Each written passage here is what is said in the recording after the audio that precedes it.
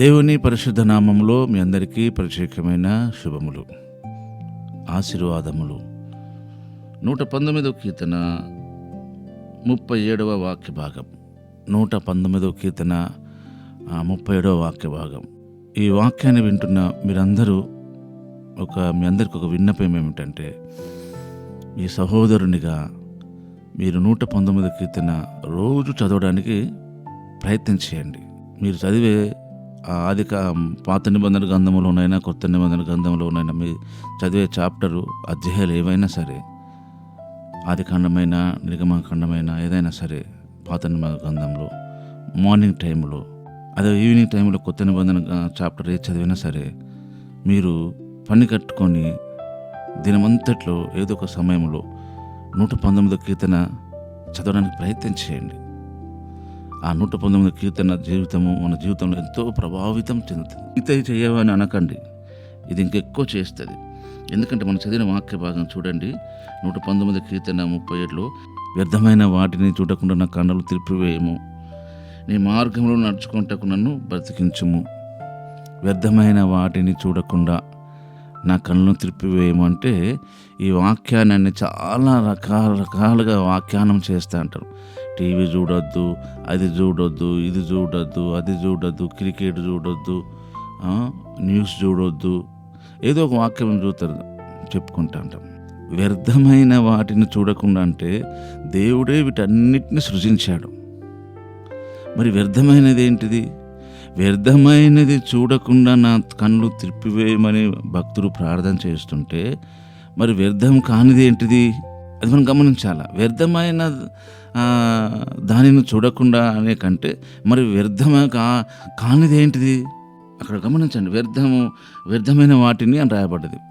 వ్యర్థమైన వాటి మరి వ్యర్థం కానివేంటివి? కానివేంటో చూసుటకు నా కన్నులు తెరువమని అనొచ్చు కదా.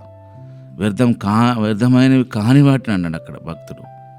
మనం ఏం చేయాలంటే ఈ వాక్యాన్ని వ్యర్థమైన వాటిని అనకంటే మాకు అవసరమైన వాటి మీదనే దృష్టి ఉంచుటకు సహాయం చేయండి.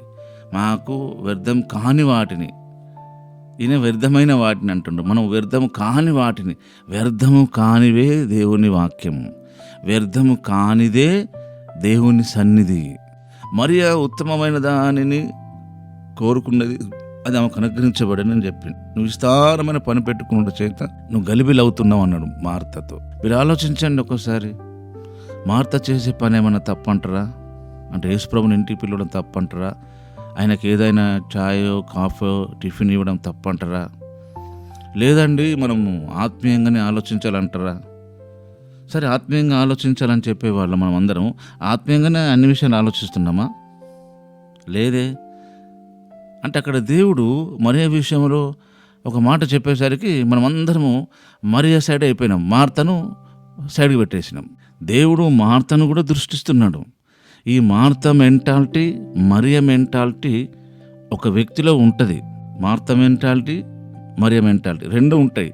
వాక్యం వినాలని ఆశ ఉంటుంది, ప్రభుకి ఏదైనా సహాయం చేయాలి అనేది కూడా ఉంటుంది. రెండు ఉంటాయి మనలో, రెండు ఉండాలి, ఒకటే ఉండకూడదు. దాని అర్థం, ఈ రోజున చాలామంది భక్తులు ఒకటే చేస్తారు, చేస్తే ఇక వంటింట్లోనే ఉంటారు, ప్రార్థన ఉండదు, బైబిల్ స్టడీ ఉండదు. ఒకవేళ బైబిల్ స్టడీ ప్రార్థన ఉంటే వంట పని బంధు. ఇది ఎక్కడి న్యాయం? రెండూ ఉండాలి మనకి అని చూపిస్తుంది ఆ వాక్య భాగం. కనుక వ్యర్థం కాని వాటి మీద దృష్టి ఉంచుటకు సహాయం చేయకపోవడం అంటే, ఆ వ్యర్థం కానిదే దేవుని సన్నిధి, దేవుని వాక్యం. అందుకని నీ మార్గములో నడుచుకుంటకు నన్ను బ్రతికించుము. నీ మార్గములో అంటే వాక్యములో, ఆయన మార్గం. నేనే మార్గం అన్నాడు కదా దేవుడు, ఆయన మార్గం అన్నట్టు. మనకు కూడా ఎన్నో మార్గాలు. మీ మార్గములు వేరు, నా మార్గము వేరు. మీ తలంపులు వేరు, నా తలంపులు వేరు. యెషయా గ్రంథం 55 అధ్యాయం 8-9 వాక్యాలలో మనకెన్నో తలంపులు ఉంటాయి, మనకెన్నో అభిప్రాయాలు ఉంటాయి, మనకెన్నో ఉద్దేశాలు ఉంటాయి. మన కన్నులు ఎన్నేమో చూస్తూ ఉంటాయి, ఏమేమో చూస్తుంటాయి. లోకంలో ఉన్న వాటిని అన్నీ చూస్తూ ఉంటాయి. బాధపడే వారిని చూస్తుంటాయి, భయపెట్టే వారిని చూస్తుంటాయి, మోసగాళ్ళని చూస్తూ ఉంటుంది, మోసపరిచే వారిని చూస్తుంటుంది, మోసగించబడే వారిని చూస్తూ ఉంటుంది. కొంతమందిని చూస్తే మనకు జాలి వేస్తుంది, కొంతమంది చూస్తే భయం వేస్తుంది, కొంతమంది చూస్తే కోపం వస్తుంది, కొంతమంది చూస్తే అసహ్యం అనిపిస్తుంది. ఇవన్నీ చూడాల్సి వస్తుంది లోకంలో. వ్యర్థమైన వాటిని అన్నీ చూడాల్సిందే. కానీ అవి మైండ్లో పెట్టుకోకుండా ఉండడమే భక్తి. ఇక వ్యర్థమైన చూడకుండా నా కన్నులు మూసుకుంటున్నట్టే మనసులో అదే ఉంది కదా. మీకు వాక్యం అర్థమవుతుంది అనుకుంటా. కనుక వ్యర్థమైన వాటిని చూడకుండా అంటే అసలు మొత్తం టోటలీ లోకం వ్యర్థం. ఈ లోకంలోనే ఉండొద్దు అట్లంటే. మీరు ఒకసారి ఆలోచించండి. వ్యర్థమే అంతా, లోకం అంతా వ్యర్థమే కదా. మరి ఉద్యోగం వ్యర్థమే, వ్యాపారం వ్యర్థమే, అన్ని వ్యర్థమే, బతికే వ్యర్థం మరి అట్లంటే అని చెప్పేసి పని చేయకుండా, ఉద్యోగం చేయకుండా, వ్యాపారం చేయకుండా ఉంటామా? ఆలోచించండి ఒకసారి. మనము అన్నీ చూస్తూ ఉంటాం ఈ లోకంలో, కానీ వాటి మీద మనసు ఉంచకూడదు, వాటి మీద దృష్టి ఉంచకూడదు. దేవుని వాక్యం మీదనే దృష్టి, దేవుని పాద సన్నిధి మీదనే దృష్టి. నీ మార్గంలో నడుచుకుంటకు నన్ను బ్రతికించును, అది పాయింట్. కనుక మన అనుదిన దైనందిన జీవితంలో, ఈ లోకంలో మనం ఎక్కడున్నా సరే, ఏ స్థితిలో ఉన్నా సరే పాట పాడతాం. ఏ స్థితిలో ఉన్నా సరే, ఏ పరిస్థితిలో ఉన్నా సరే నేను స్తుతిస్తాను అంటాం. వట్టి మాటలే అవన్నీ. ఏ స్థితిలో ఉన్నా, ఏ పరిస్థితిలో ఉన్నా ఆ పరిస్థితిలోనే ఉండిపోతాం అంతే.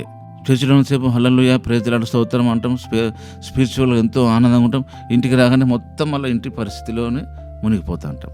అలా కాదు భక్తి అంటే. మరియలాగా, మార్తలాగా రెండు ఉంటాయి. రెండు అవసరమే మనకి. రెండు చేయాలి. కష్టము ఉంటుంది, సుఖము.